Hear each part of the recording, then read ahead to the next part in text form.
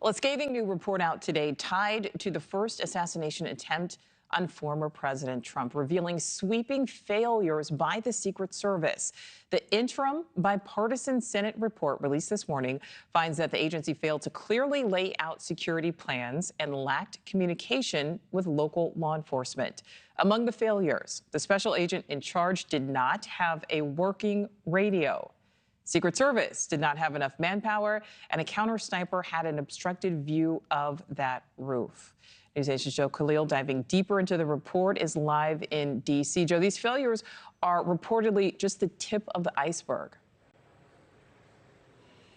Yeah, they are. Some of it's pretty shocking. Preventable, foreseeable, and directly related to the shooting of Donald Trump. That's how this report characterizes the failures of the Secret Service leading up to July 13th and then on the day of. And they say that those failures came in the form of lack of planning, lack of communication during the actual event, failure to execute their security plan to the extent that there was one during the event as well.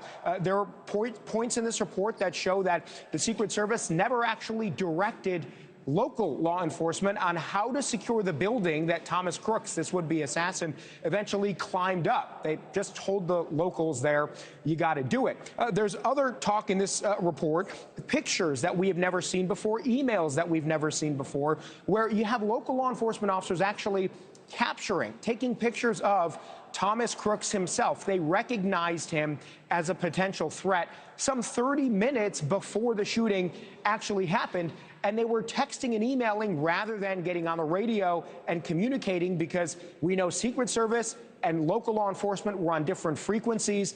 That often is the case, but even so, they were not able to relay messages to each other quickly and in an efficient way. And you're seeing now these text messages where they've actually identified him 30 minutes before. Again, pretty chilling.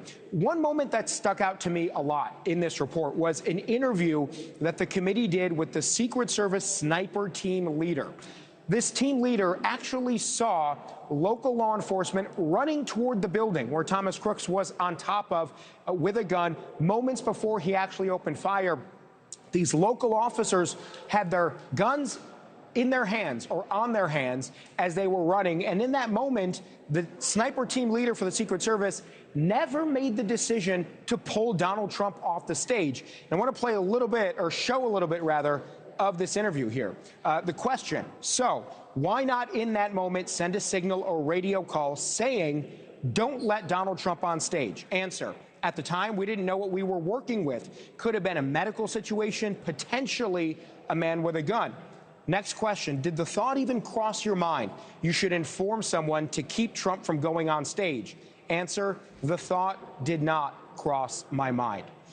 That is incredible. Now, senators who put this report together, they say that these failures are, in their words, shocking and appalling. The report ends, by the way, Nichole, with complaints from these senators that there are still interviews, there are still pieces of evidence, documents that they want to get from the FBI and from the Secret Service that so far they have not received, and they're not happy about it.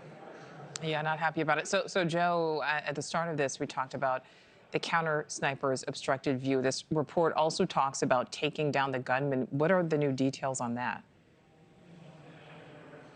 Yeah, so the report does confirm something we had heard, that there was actually a local officer on the ground who engaged with Thomas Crooks, who shot at him first. And this local officer describes in their own words that they saw him, they shot him. It looked like he sort of came back for a second and then repositioned himself. And ultimately, it was the Secret Service sniper whose bullet killed Thomas Crooks. But the local officer engaged him first, which adds, I think, important context to the overall narrative of the story.